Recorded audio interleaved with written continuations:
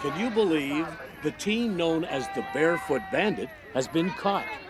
Police in the Bahamas say the most wanted teenage fugitive in America was captured after crash landing a stolen plane on the island of Eluding. 19-year-old Colton Harris Moore could be facing dozens of criminal charges, including the theft of 5 airplanes.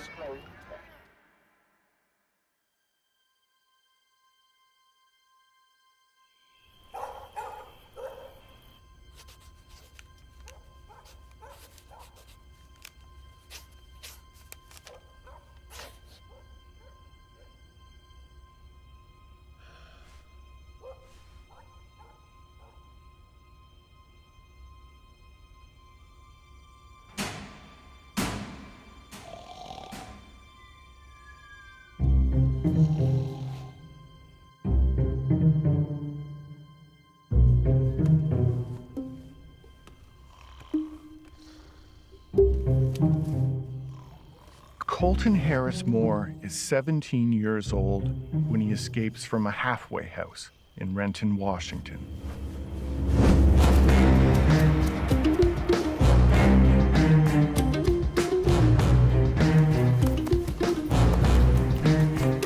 He will remain free for more than 2 years. His story will become legend. His legend will become history.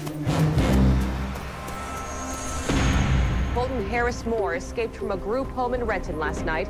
Harris Moore was just 15 when he was arrested for breaking into homes, stealing valuables, and using computers to place fraudulent online orders. He was serving a 3-year sentence when he escaped.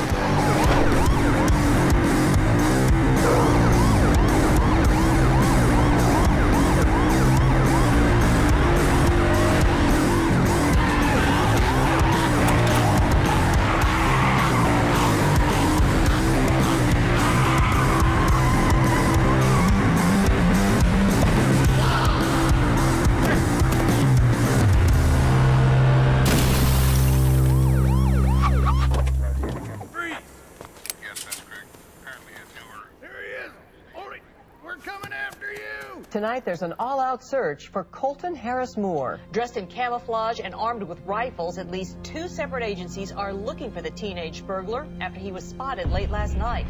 Today, a heavily armed tactical team searched the area around the Elger Bay store where Harris Moore was last seen. While the 17-year-old is 6'5" and 200 pounds, he is crafty and knows the woods. For more than a year, he eluded law enforcement, playing a frustrating game of cat and mouse. One of my sergeants came in and he says, "Hey, boss, did you hear that Colton Harris Moore got out, or, escaped?"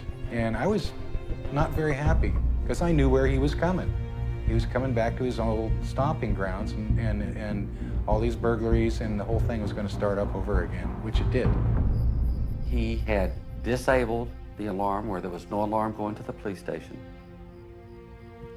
He took food and money, packages of hot dogs and beef jerky, potato chips, a whole rack of vitamin water. I mean, I don't know how he hauled all this stuff away. The undersheriff tells me there's been 9 burglaries across Island County in the last 2 weeks. Now, he won't confirm that any of them are related or linked to Colton Harris Moore.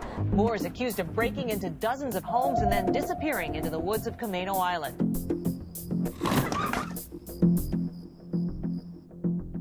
Island residents begin to notice strange charges to their credit cards from online stores.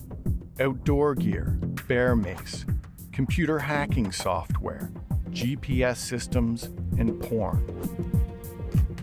Items they will never see. Colton is gearing up for an adventure.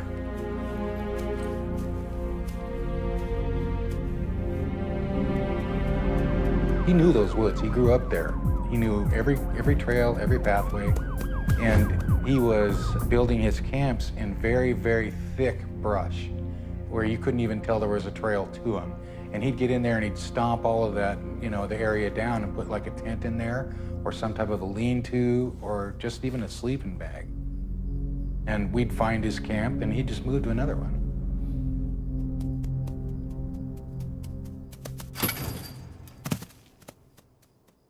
Not too sure how we actually met up. I think it might have been outside of school because he's a couple years younger than I am. Anybody can do a burglary. Don't matter if you're the dumbest person in the world. You can get through a window or get through an open door.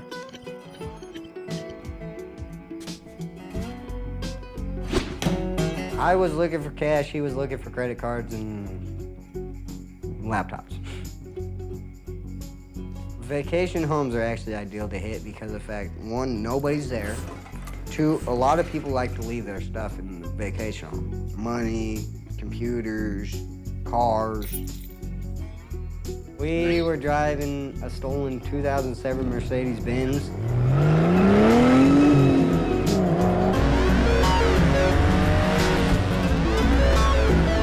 Every time we took it, we parked it in the garage in the same exact spot, washed the car, and filled the tank up for the people. So pretty much we went on a joyride, but we at least filled your tank and cleaned your car. No matter what, you always have to look behind you. Sleep one night, gone the next morning. Never stay in one spot. It reminded me a lot of like I was when I was younger, A kid that wanted to make some quick money and make a name for himself. Teen Houdini Colton Moore has been on the run since he escaped 3 months ago from a group home on Camano Island. He had confessed to a string of burglaries. Now deputies think Moore's stealing again. Everyone in the morning meeting loved the story idea. They wanted to know more about it. They wanted to know, where is this kid? What's happening? What's going on? What has he done this time? He's already escaped this halfway house. How can the law enforcement not catch him? I mean, everyone just started talking. We heard this name, Colton Harris Moore, as a teenage suspect behind these burglaries. I think that even if it had been an adult, there would have been a certain news value to it, just in the sheer number of burglaries that had happened. But the fact that it was a kid who was committing these crimes, I think, brought it to an entirely different level. Saturday morning, someone broke into a deputy's car, stealing a rifle, ammo, and a laptop. Then just yesterday, someone targeted a firefighter's truck in Fire Station. As North Bureau Chief Rob Piercy reports, people believe that someone is Colton Harris Moore. Investigators say there's nothing definitive that links Colton Harris Moore to what happened here, but this is the part of Camano Island he knows. In fact, just a couple of years ago, he burglarized this home just across the street from the fire station twice. The fire station had been broken into. This infrared camera had been stolen. He had thought about it enough that a fire station may have an infrared camera, a device he could use to peer into homes to see if someone's in there before breaking in.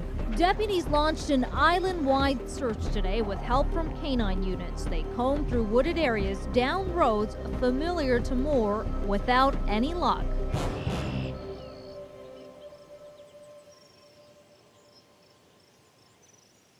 One morning he came and I figured he was hungry, like he was always hungry. And he loves my breakfasts because I make homemade hash browns that I grate up myself. And so I made him a big breakfast and we sat there and talked. And after he left, the cops came and they asked me the same old question, have you seen Colt? I said, yeah, we just sat down and had breakfast together. God, did they get mad. And, well, you know that that's harboring? And I said, he's my kid. If he's hungry, I'm gonna feed him. I don't care if it's harboring him or not. And yeah, they were pretty mad about that. Drove the police crazy. I mean, imagine, we got a kid that's living within a radius probably of a mile of his mom's place, and they can't catch him. You know, I think he had a little vendetta with the police.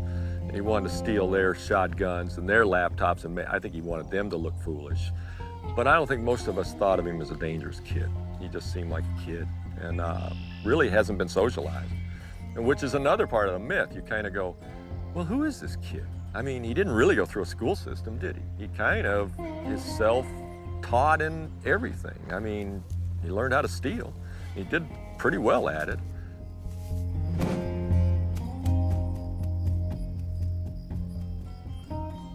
When I first met him at Green Hill, the maximum security institution, we were out in the hall just talking, and we got along, got to be friends. He was intelligent. The way he spoke, it just sounded like he was a smart guy. He was into like psychology and criminology, and I was interested in that as well. I think his mind was set on one thing and that he could accomplish that goal, and he was so confident in it.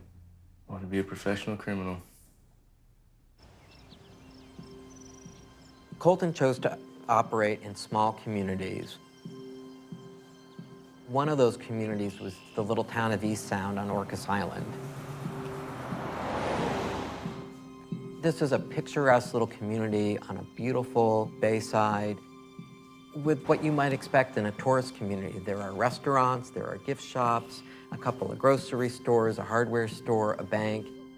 And that's the list of places that Colton hit.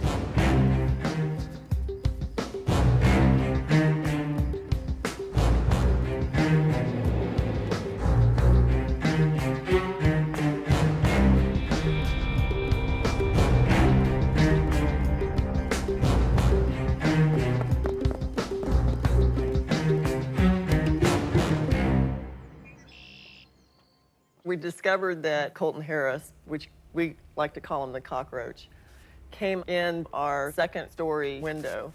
And what he did was, we've got a what we call the bullpen in the back, and he climbed up the fence, climbed up the roof, and went into the window upstairs.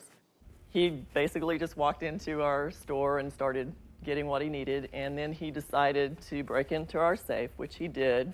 And this is our remains of it, over $3,000 in our safe. He had big crowbars, and he just pounded it to death, and it really looks like he did pound it to death. A restaurant had surveillance video. He had been there at some point, stolen a credit card, then used the credit card to buy instructional materials on how to fly a plane, had it mailed to the restaurant, then had apparently been monitoring, you know, the tracking number from FedEx or UPS, whoever it was that shipped it, broke in that night, stole his manuals. You know, the idea that you would use someone's credit card to buy something and then have it shipped to their place of business and then break into their business and steal it. You know, it's unreal. Colton sets up camp in the mountains and immerses himself in the solitude of nature. A human shadow, an island rumor whispered over campfires. His real journey, however, is about to begin.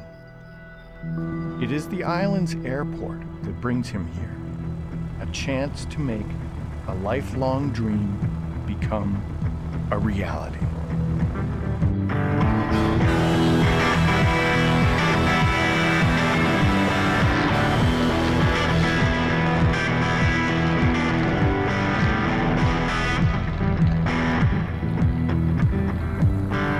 I knew he loved planes. Since he was a little boy, he wanted to be a pilot. Loved them. A plane flew over and he said, I can tell you what year that was built, who built it, and what size engine it has. He was in airplanes, read books about him, talked about him all the time.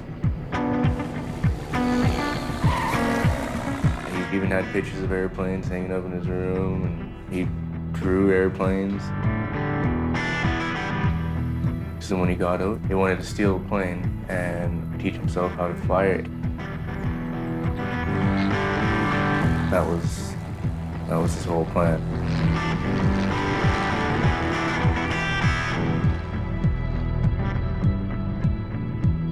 Colton sets his plan in motion from his mountain campsite, channeling his energy into the study of aviation.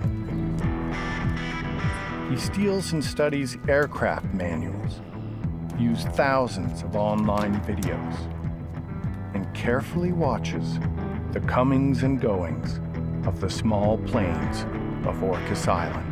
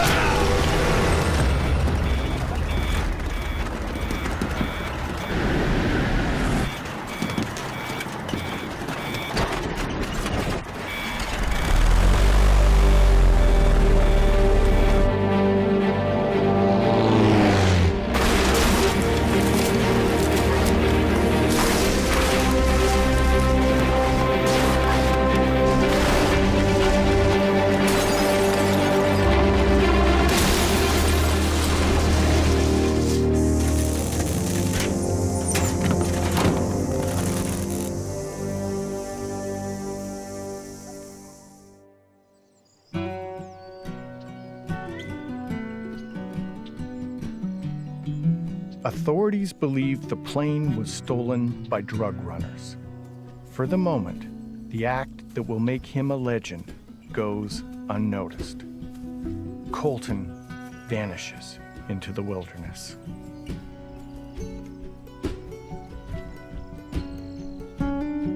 This was one of Colton's camp areas here, because it's like about 125, 150 yards from where I live, and supposedly his mother lives a couple hundred yards the other direction. So this is actually ground zero. So this particular area, it's dark. I don't know what time it is, what, 4:30? It's very secluded here, unless you know it's here. You got a 360-degree view. You could see if somebody or something was coming at you.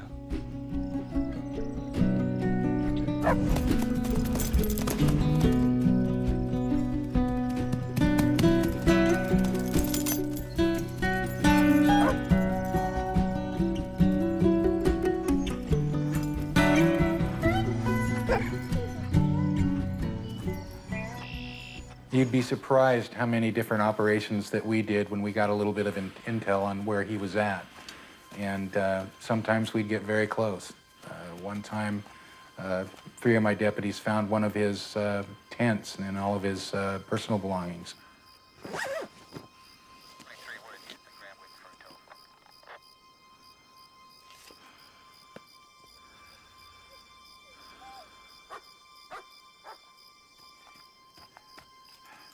Come on.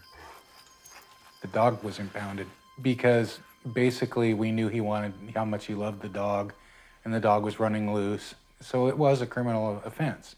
So I called the animal shelter the next day, and they said they had her, but they couldn't give her to me because she was evidence. And I said, how can a dog be evidence? She's not going to get up on the witness stand and talk.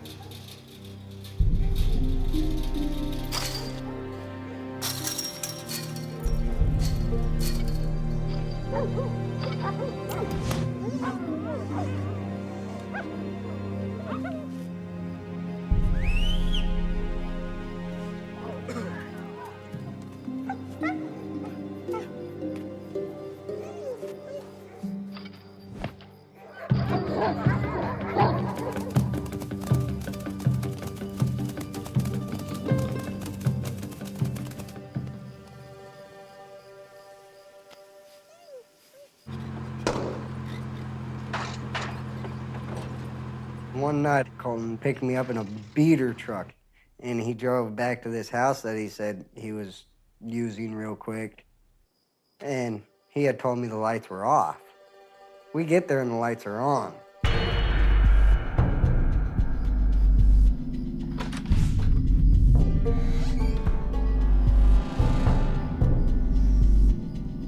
I stayed outside and I had a pack of cigarettes and I smoked the entire pack before he convinced me to come in.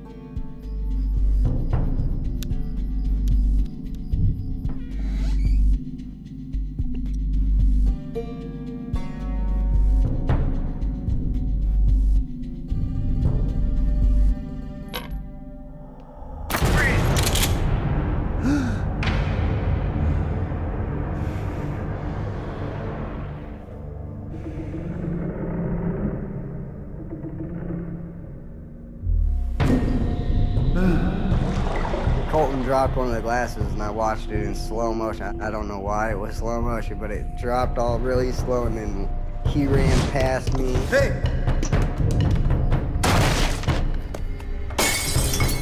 I saw the glass shatter and I turned around and ran.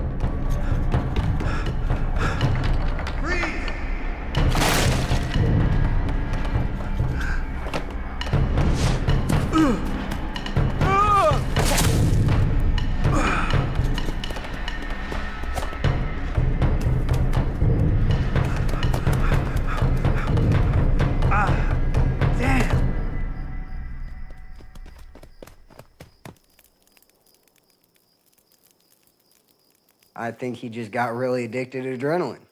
It's the most addicting drug you can ever get addicted to, because once you have it, you always want to find something that can give you more of it.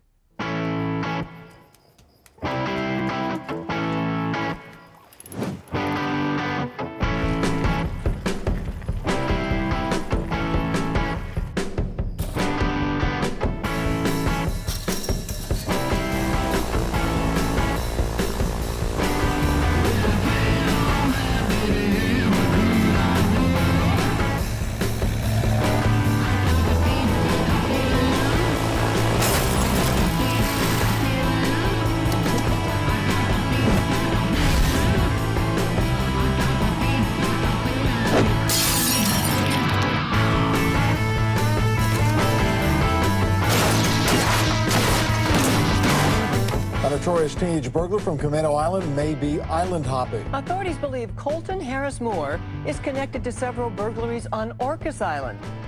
Went throughout the store with crowbars and opening doors, and I don't know exactly what all he used on the ATM.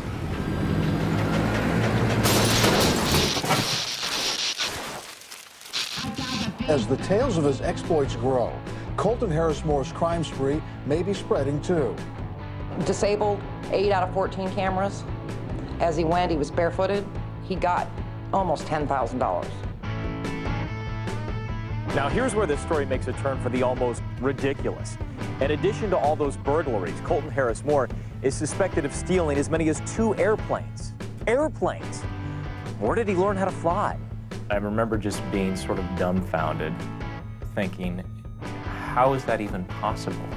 It just made it unbelievable and impressive. By the end of the day, every network affiliate in Seattle, I think, had been out to Orcas Island. Colton Harris Moore may have taught himself how to fly. The suspect may be island hopping with stolen boats and planes. Law enforcement officers have referred to Colton Harris Moore as a ghost with an uncanny ability to run from the law.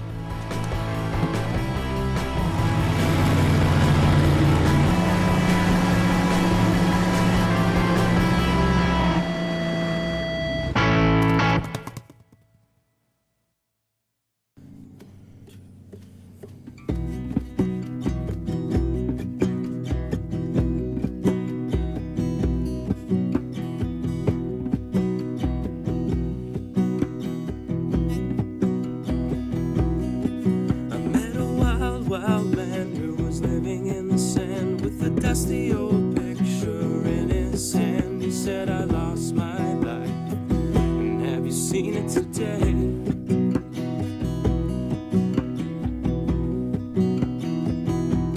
I was in Abbotsford, BC, Canada, when I met Colton Harris Moore. My car started making some funny noises, so I pulled off. This kid approached me, kind of out of nowhere. He had a black hoodie, military cargo pants. He had mud on his pants, maybe up to here. That kind of struck me as odd, like maybe he was hiding in a ditch or something. Said his name was Sean, and then asked me if I was headed east. So then we were both waiting for Jordy here to come pick us up. So he hopped into the back of my truck. That's right. And I asked him if it was uncouth of me to light up some of that green stuff or whatever. And yeah. Can't believe I just said that on video camera. Yeah.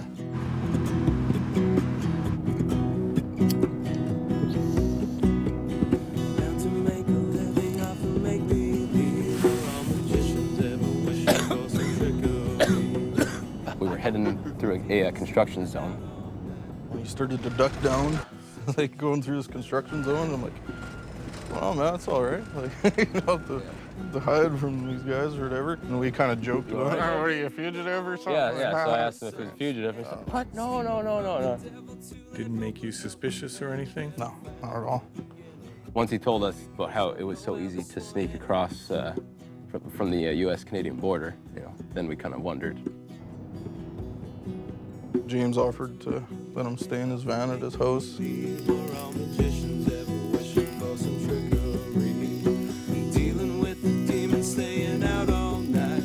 So when you were just sitting by the campfire, what was he doing? Just sitting in silence? Sitting in silence, yeah. Just experiencing his high. We bagged him a lunch, me and my wife, and I gave him $5 or $10 cash, and I dropped him off on the number 3 highway. How long was it before you realized who this kid was? It was about 2 weeks. Headline says SWAT team combs force for American fugitives. I'm like, ah, whatever. So I looked at it and I was like, holy shit, that's the guy. That's the kid. I don't mind. Sweet. Okay, cool.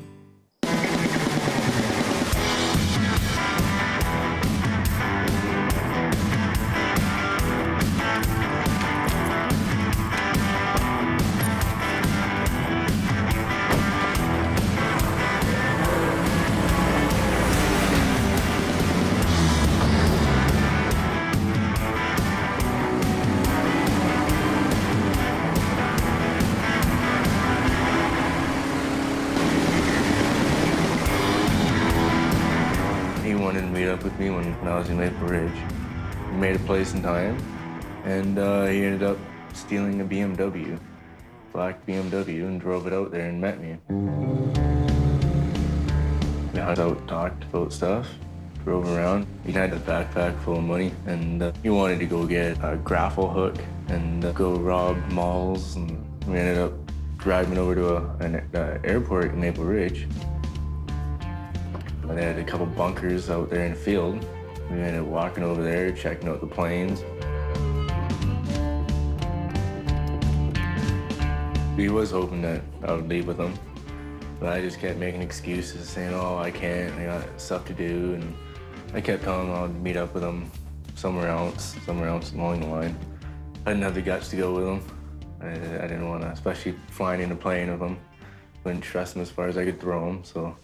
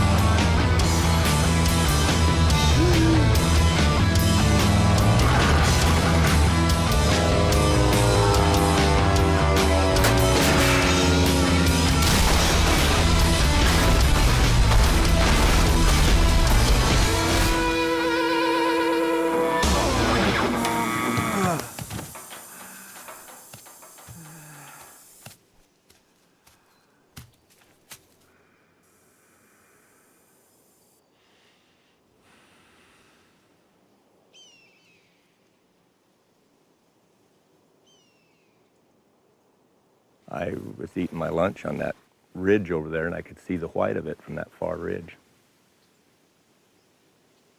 The bushes were knocked down, so it was easy to tell that he came just on the other side of that stump and came down in, and then it nosed in right there, and it kind of reared up and twisted and then lit. They said even as slow as he could go, he still probably hit the ground doing about 60. 10 feet, he would have hit that stump, you know, or even less. I looked it up, the number on the computer, and found out that it was stolen out of Idaho. I kind of guessed it ran out of gas was my guess, but then as things went on, I found out that it wasn't out of gas. He put it here on purpose. And I brung the sheriffs back in so they could come look at it, and then it progressed from there. I mean, there was everybody here, sheriffs and state patrols and border patrol and Homeland Security, and they were all up and down the road with SWAT crews and dogs and guns and rifles, and it was almost silly. 2 days had already gone by. He ain't around here.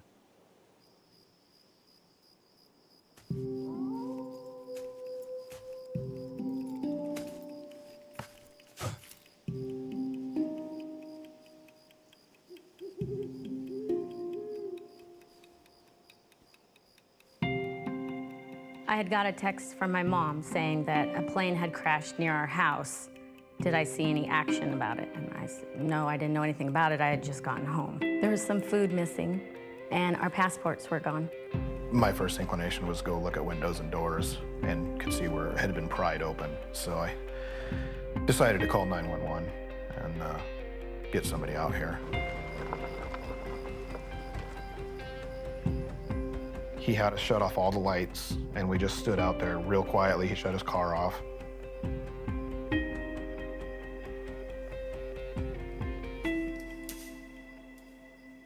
He said, he looked over and he said, did you hear that? And I said, yeah, I did. And they geared up. They put on their full gear and started going. That's when the heart started racing a little bit for me.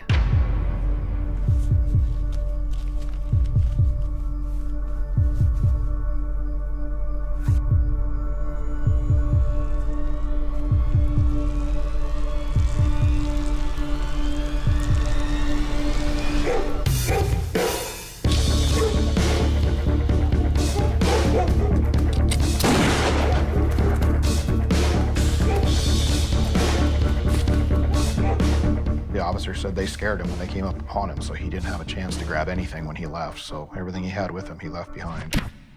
They came out with a, like the business-size vinyl zipper deposit bag just stuffed full of money. I think the last I heard they were over 20,000.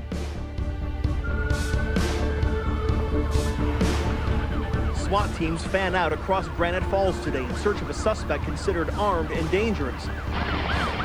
Searching from the sky, this Homeland Security Black Hawk helicopter is outfitted with the most sophisticated people-finding electronics in the world, and yet not a trace of the burglary suspect had been found. One thing that doesn't match Harris Moore, the gunshot at deputies. He's never shown violence. There's definitely a sense of paranoia out here. I spoke with some firefighters. One said he just had his car stolen last night. A woman said she woke up and saw a tall kid roaming her house with a flashlight. Now again, none of this is official, and this extensive search hasn't turned up anyone. Just the last moments, a burst of police activity here as deputies are chasing down every possible lead as they search for the teen. And it seems as though authorities are going to great lengths not to get Colton Harris Moore's name tied up in all this for fear that he becomes some kind of folk hero. Law enforcement was really afraid that he was starting to look like this hero that to other kids would think it was cool, and that he was coming across as cool. Hey, this kid could steal a boat. This kid could steal a plane, and he could make faces at law enforcement and keep on going. Law enforcement doesn't want some kid running around making them look like a fool and then being on the news looking like a hero. Call it the Colton craze. Colton Harris Moore has been the talk of the town and now the country. T-shirt maker enjoys a spike in sales with his Colton Harris Moore T-shirt that says, "Mama tried." This is a tribute to the great Harris Moore. Harris Moore, you flew not for me. Harris Moore, you flew into the air like a phoenix. The barefoot boy became a man. He grew to take a stand. One day he found a way to get to fly. His name is Colton Harris Moore. And he's known as the Barefoot Bandit. I hadn't heard of the Barefoot Bandit until today. There have been videos of him everywhere. You turn on the news, you're gonna see him. They've been trying to catch him, but can't. Colton had thousands of Facebook friends. People trying to capitalize on him by selling T-shirts and coffee mugs and writing songs about him. Yes, that's all part and parcel of being a folk hero. This is a kid who fulfilled the ultimate fantasy. He wanted to fly, and he did just that. Folk hero, anti-hero, whatever you want to call him, a lot of people and a lot of kids found true inspiration from this kid. Here we are on Camino Island. That's where Colton Harris Moore is from. How do you steal an airplane? You don't steal an airplane, you steal off of airplanes. He didn't steal off of airplanes. He stole 3 airplanes. No, you... And the theft of at least 3 airplanes. How do you steal an airplane? He's taught himself to fly because he didn't have any training or anything. And he's been on the run for like 2 years from the FBI and the cops. A San Juan County Sheriff's deputy said he nearly caught Harris Moore in the woods and had him in his flashlight, and then he virtually vaporized in front of me. He recalls Colton laughing loudly from the woods when he realized he had eluded them.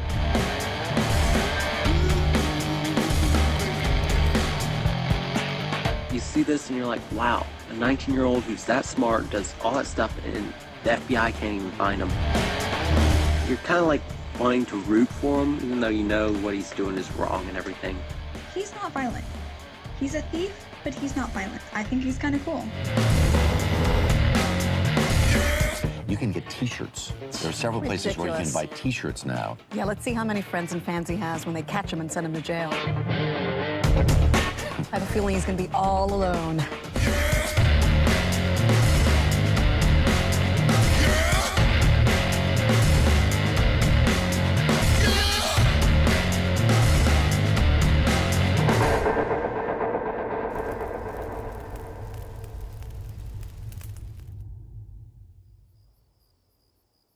First time I met him was, there was an alarm at one of our local elementary schools, and myself and another deputy responded there and found an open door. So we went in and we searched the building and high and low, and it was real obvious that somebody had been inside the building because all the drawers in the teachers' desks were pulled out, closets were open. Somebody was looking for something. Well, the deputy that was with me opened a closet door, and there was standing this little boy, all of about 10 years old, and it was Colton Harris Moore. People should look more at who he is instead of what he's done, because what he did is completely different from who he is. I think he's been in survival mode a long, long time. Colton didn't know how to stop. That was all he knew. Sometimes when you don't have the chance to prove yourself as a child, you get off onto a wrong track. And he got off onto a wrong track. He was a great kid. He probably still is, deep down underneath. Colton would wait by the side of the road and hitchhike, and he was about 10. And one day, this man picked him up. And about halfway to wherever they were headed, Colton said to him, "You know, my dad's really a jerk." That's something for, if you think about a 10-year-old, you know, out on the road hitchhiking, that would tell a neighbor, someone he probably didn't know that well, that his dad was a jerk. Gordy left when Colt was about 2 or 3. Well, he kept leaving and would come back, and then he finally left for good. I think he just didn't like living out in the country that far away from beer, to tell you the truth, and he never paid child support. So I had a rough time. He told me his mom was a sheriff and his dad was the pilot in the Air Force. They told everybody. But I guess that's not what it is. His home life? It was rotten. I have never heard in my life a mother use the words that she used against him at times. I mean, it would make me want to leave home at an early age.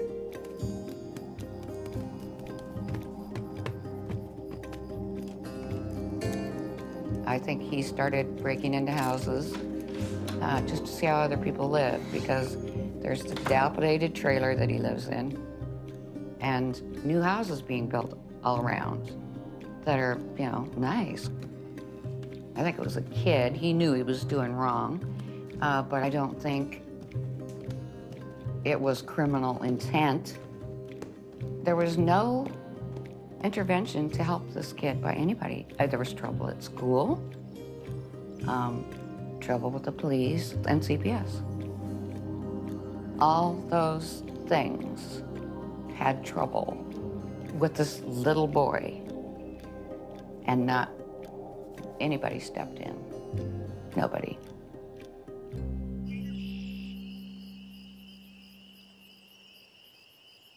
Como 4 News starts right now. Turning a teen outlaw into a hero. First on TV and now on newsstands, the story of Colton Harris Moore is getting more national attention. The coverage is revealing a lot about his past.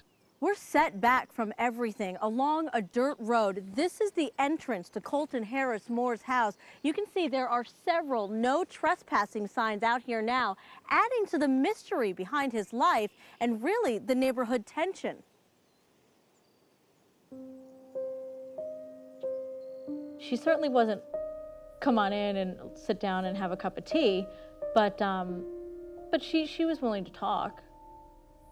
The main thing I get angry about are him being accused of things that I know dang well he didn't do. Are you hiding him from police? Oh, God, no.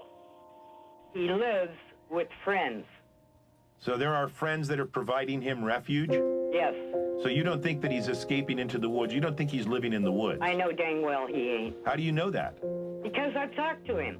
Pamela Kohler spoke with us today on the condition that we not show her face because she doesn't want to be targeted by all the folks out here who know all about her son. This is where Colton Harris Moore grew up, just Colton and his mom for most of his life. If he flew planes, I'm proud.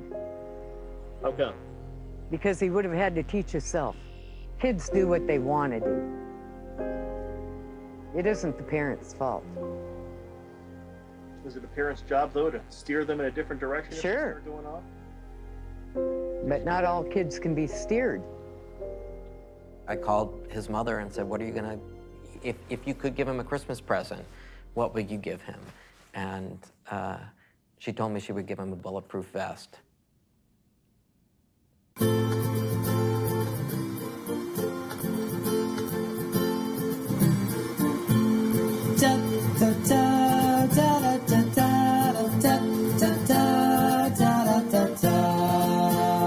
Running away from the law sure would be fun. Menace to adults, but a hero for kids.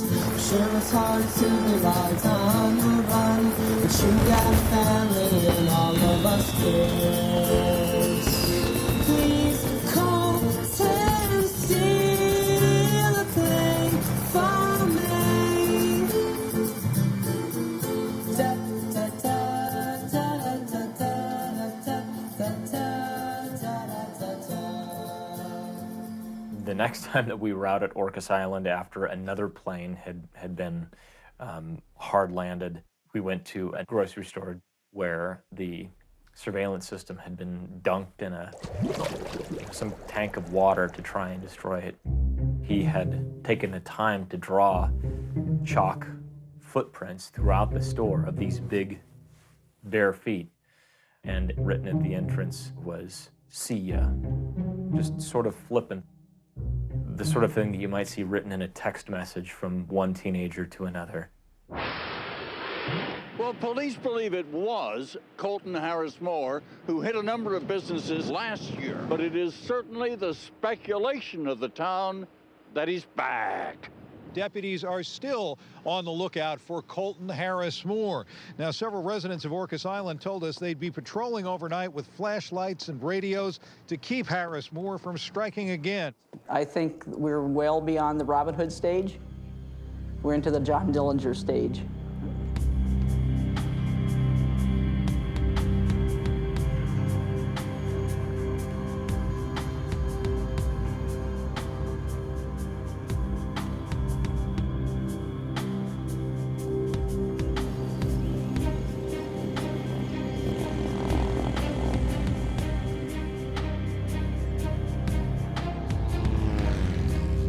Behind me is a hangar belonging to a friend of mine, and it had been entered several times by Colton Harris Moore. He'd set up this little nest there, and he had food, water, clothes, stolen property, flight manuals, and the deputies could be running around like chickens with their head cut off while he's sitting up there laughing at them.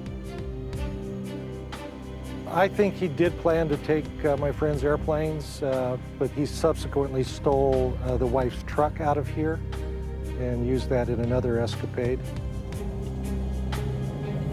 He had been in my friend's house making phone calls. So the plan was for the FBI SWAT team to take up position in the forest and around the house, and hopefully Colton would appear. I'm not sure who was more surprised, but obviously he met the gentleman inside, and his response is really quite thoughtful. As soon as I'm confronted, I'm going to run, because that's my best tool.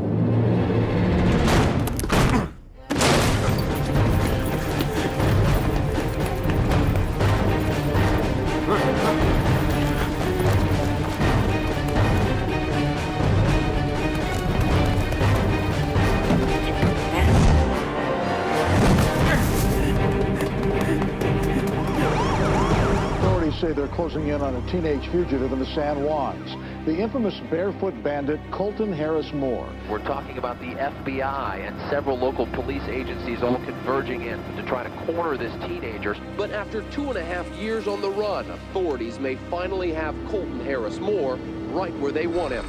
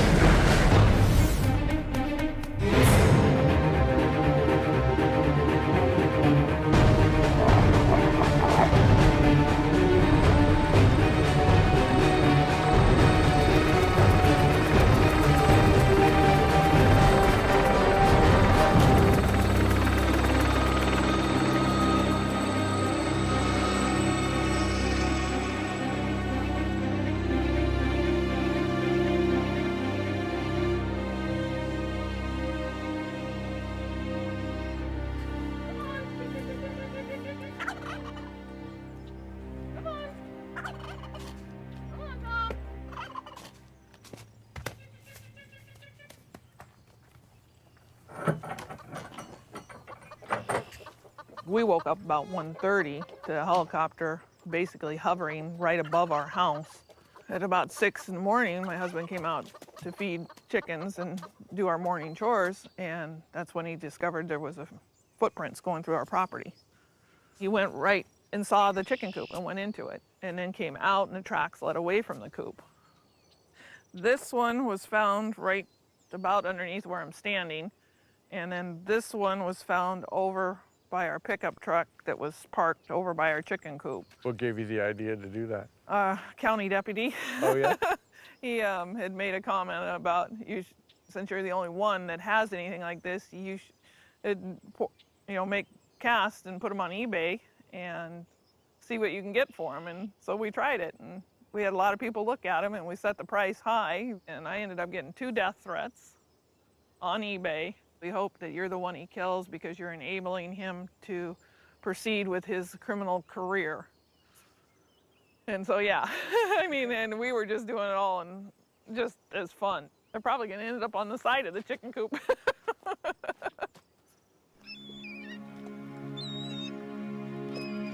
For months, there is no sign of Colton. Some speculate that he's left the island, or died alone in the wilderness, or drowned in the ocean. Unsettling rumors reach Camino Island. I told some news media, I said, write this. Tell him to contact me somehow, because I'm very worried.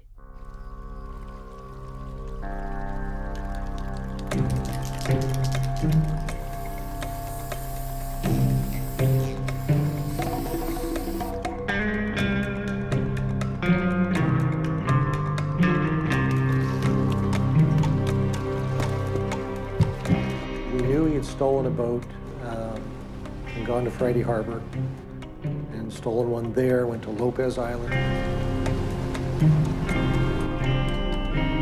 Then stole another one on Lopez Island. Actually caught on video and took that to Camino Island.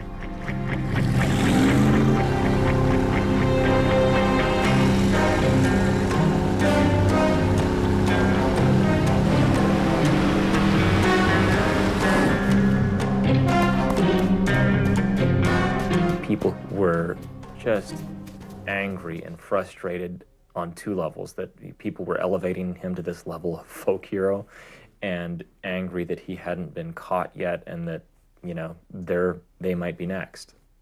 If he was on Camino Island, he would be shot. I knew that, and that scared the hell out of me. We want him stopped. Most of us want him dead, period. You guys probably don't want to hear it, but this guy is actually pretty sharp. He calls himself a recovery agent. In other words, a bounty hunter. He and other agents are pledging, free of charge, to help find Colton Harris Moore. We're going to be here physically. We're going to be on site. Not every day. Nobody knows when we're going to be here. He doesn't know when we're going to be here. We've already started to get tips. Tips I'm sure the police don't have. There's a little formula for catching a fugitive, and it's eliminate the places that they're comfortable. We were watching hangars on the islands, marinas. We had boats patrolling the marina areas. We had teams set up all over the place in vehicles. You know, it was locked down. Well, this was an unusual opportunity to get a glimpse of work that's normally hidden. 3 groups of masked searchers hit the woods and beaches on Camino Island, waiting for Colton Harris Moore to show himself. Most guys, when they're on the run, the quiet is good, low profile. I'm going to find a place and melt into the woodwork. And his was the exact opposite. His was like, here we go, try to find me. Catch me if you can.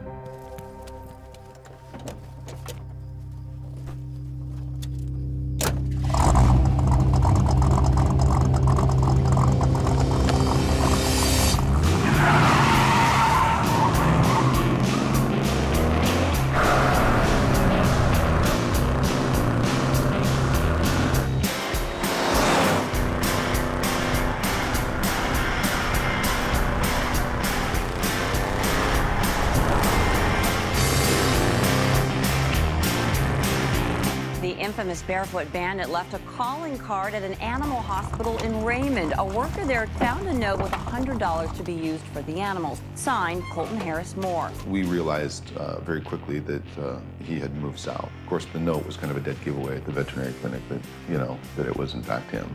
He'd signed it with his name. Here's a clue.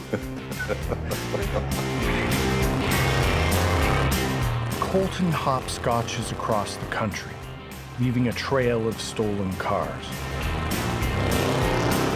driving each until it runs out of gas.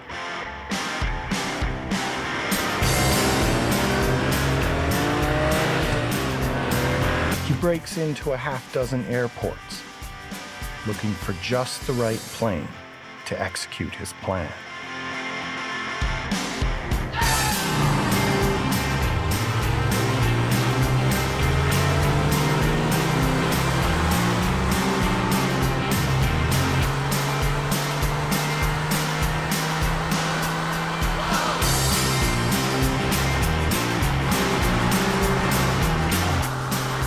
Airport to airport, state to state, the authorities are left days behind.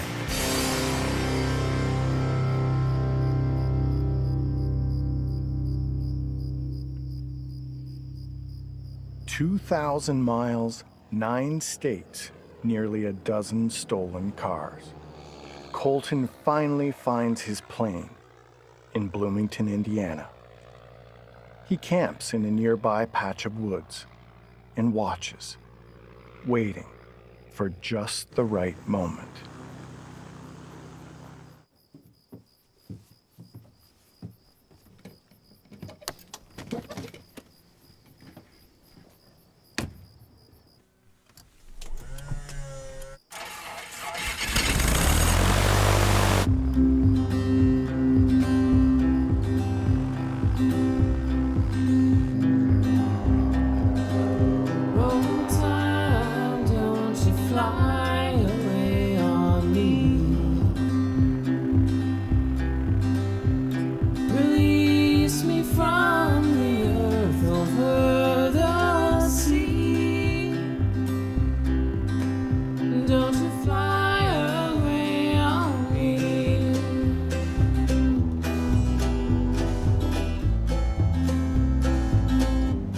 His final flight takes him 1,200 miles south to Abaco Island in the Bahamas.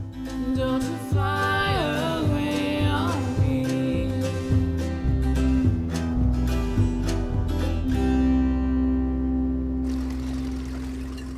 We were on the south side fishing for mutton snappers, and we saw the plane coming from the west. And it made, I don't know, maybe 6, 7 circles around the area. And he did a very good job putting the tail down first, and then when he slowed down so much, the nose dipped over. But they said the plane was probably able to repair if somebody wanted to put the money into it. That's how good a job he did.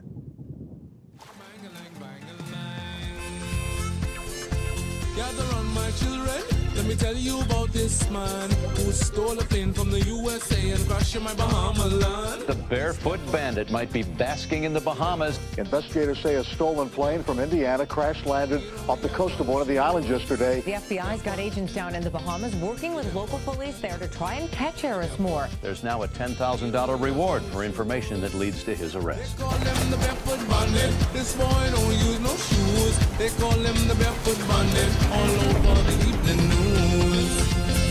Barefoot. The Barefoot. The Barefoot. He don't use no shoes. Barefoot. The Barefoot. No jeans. Barefoot. I came here to open my shop.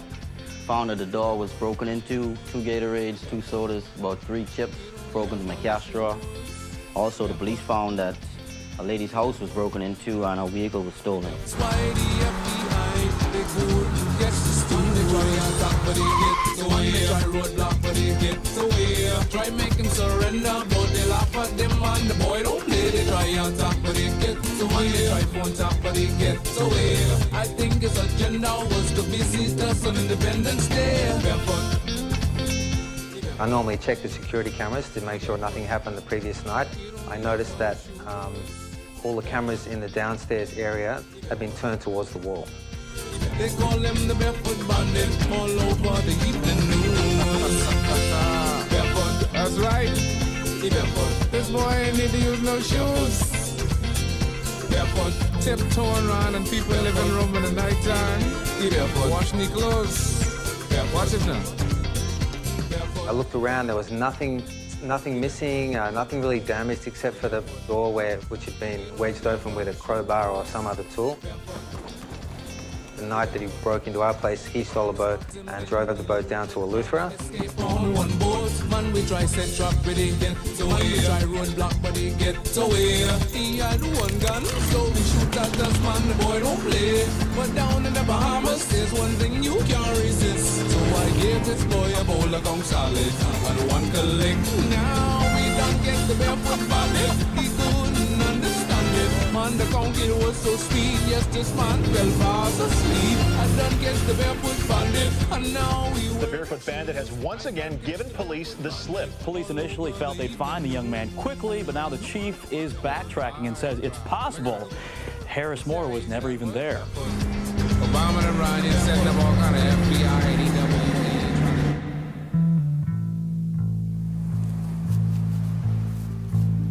For 1 week, Colton Harris Moore is the biggest news story in the world.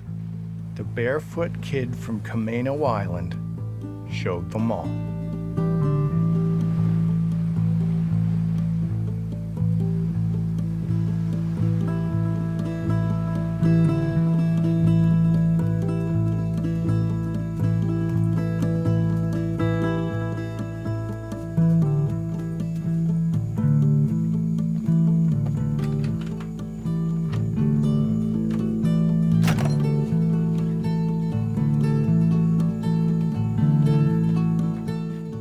For all his fame, Colton must have felt more alone than ever, 3,000 miles from home. It's about 2 or 3 in the afternoon. This young man seen my internet sign and he said, "Ma'am, you think I could plug in with my laptop to your access? I need to talk to my mom. I haven't talked to her in over a month," or something to that effect. I said, "Sure." He says, "I don't have any money." I said, "That doesn't matter to me, just make yourself at home." And I went back and I said to him, I said, "Would you like me to make you a sandwich?" And he said, "But I don't have any money." I said, "I'm offering you a sandwich, would you like one?" So I made him a sandwich. He stayed there for a while, thanked me and left. Actually, I kept a lot of people, not just me, on the island. We heard about his background, that he had a bad upbringing. He lived in the bush. My heart went out to him because my kid's father, he's dead now, but he left me alone with them 3 to bring up my own. Thank God I had parents and my nephew next door, and I had help But that little kid, no. I had no bad feelings. I didn't want him to catch him. No.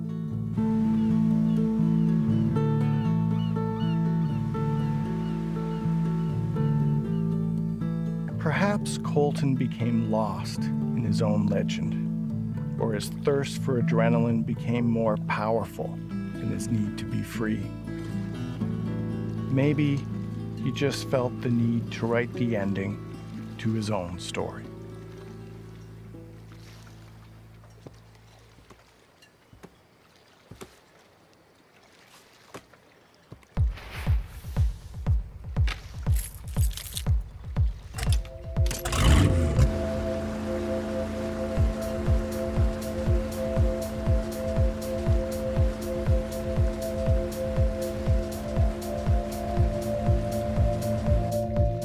We were right out here on the dock, and out of nowhere, this guy came in on a boat, and all of us was looking to see who he was. This kid in this 13-foot Boston whaler comes in full speed, spun it like it was a jet ski.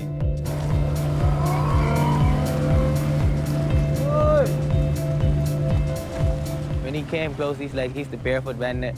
I'm Colton Harris Moore. I played dumb. I was like, I don't know who the Barefoot Bandit is, because they were giving a big reward. So I wanted him to come in so I could catch him. And he kept saying repeatedly, call the cops for me, man, or call the boats or something. I want to have some fun. Call the FBI, call the chopper. He's like, well, I want to get chased. I'm bored. I was like, what this kid into? We're calling some of our buddies that has a boat. He's like in a 13-foot Boston whaler. If you guys coming over, you might see him. Colton Harris Moore was like, why are your buddy on the phone? I'm out of here. I don't want to talk anymore. And then he took off. I got a phone call that they saw this white guy saying that he's Colton Harris Moore. I jump in my boat, me and like 11, 12 of my friends. They keep telling me, let's go, it's a reward, there's a reward. I saw this little skiff with this white boy in the boat, and he was like smiling. And he took off with speed, I took off with speed.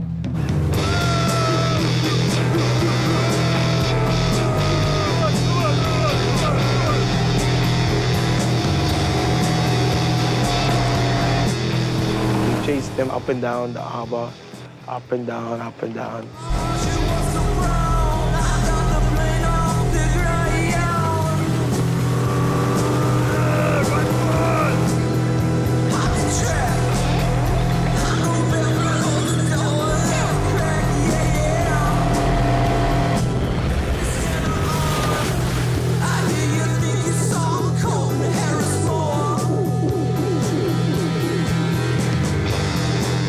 I've been driving boats just about all my life.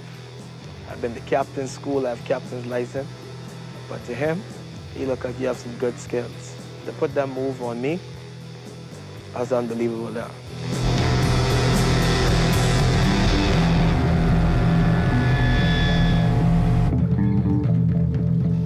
Midnight, there was a boat coming in from the southern end here, and they were screaming outside in the area.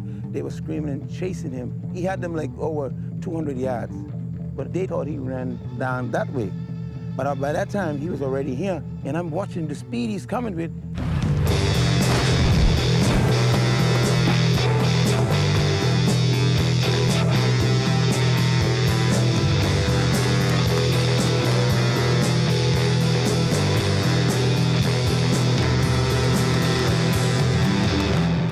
It's a white guy. White people running, I thought you're in trouble, you see? He ran right into me, right here, as I stopped. So I said, what's up? So he's trying to kill me. I said, who's trying to kill you? He spin around here, he grabbed these bushes, he break these down, and just headed straight out into the property. I ran behind him. I was 50 yards behind him. Catch me if you can. I've been running wild since I was 7. Not afraid behind the wheel, I cut the cops, man, now it's your deal. I took my phone out of the pocket, and I called, a detective called Hart. The police pull up. I said, he's right in the bush here. I said, what we need to do is quarantine this whole property. So he had to just sit quietly. We didn't hear nothing. I got word that this individual was on the ground, I realized that, oh boy, this is it. We need to go for the big one. We need to go for the catch. Rally all of the troops, the on-duty officers as well as the off-duty officers.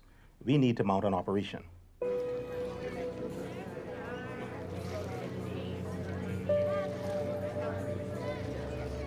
We were all out that night. And the dockhand, Rodney, he comes running. He goes, hey, y'all won't believe the bandits just put a boat right next to y'all boat. And y'all want to go check y'all boats out.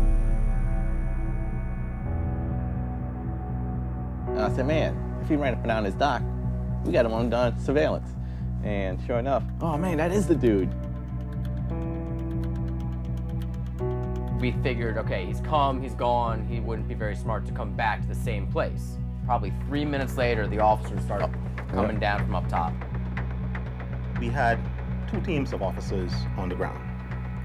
One team of officers were actually pre-staged in that Ramora Bay area, whereas the other was mobile, checking the beaches, checking the marinas, communicating with the security officers and so forth.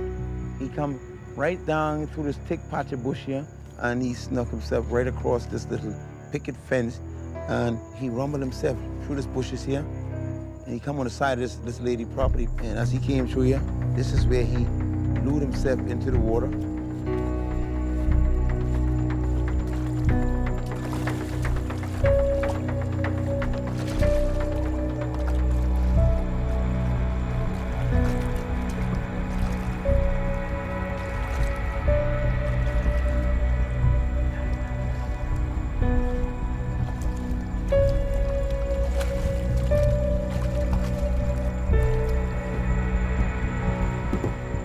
We were all hanging on the dock right here, and everybody was just, man, that's not right. Both leaving with no lights and real slow out the marina.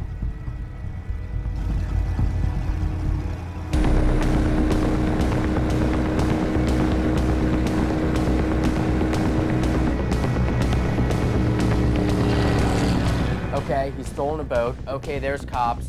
Okay, they want to go catch him. We're the only people available to help them out.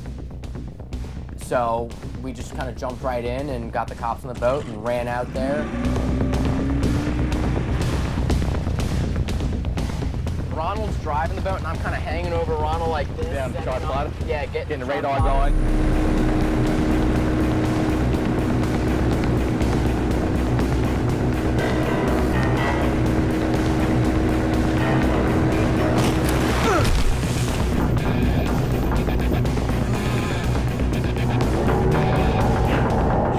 Right now, we've just gotten on the sandbar. You can see the water's a lot shallower.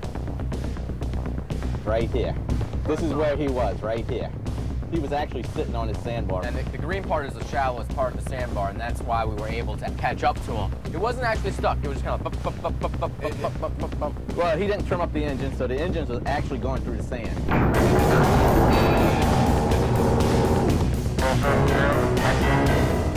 Right around here is when we actually came up on him and started shouting at him, shut down the engines, you're caught, you got nowhere to go.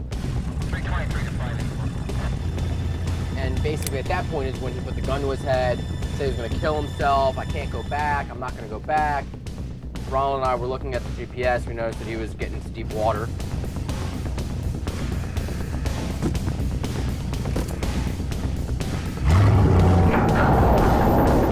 See him go from this motion to where he was steering to turning around and throttling up on the boat. And at that point, Ronald told the officers, like, if you guys want to stop him, you know, it's going to happen soon, and you have to shut the engines. So we said, he's taking off, he's taking off.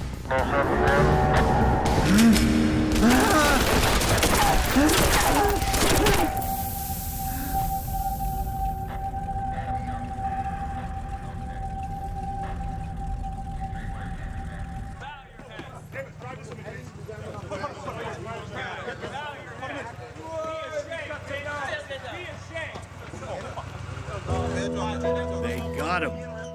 The Royal Bahamian Police Force did what no U.S. cops could.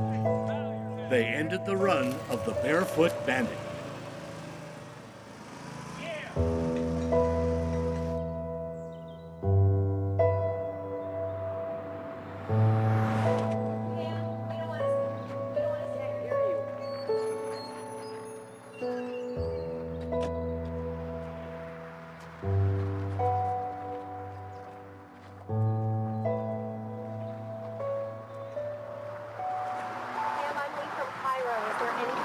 say to Colton? All I'm gonna say is he's safe, and I'm happy, and I love him, and I miss him. How soon will you see him?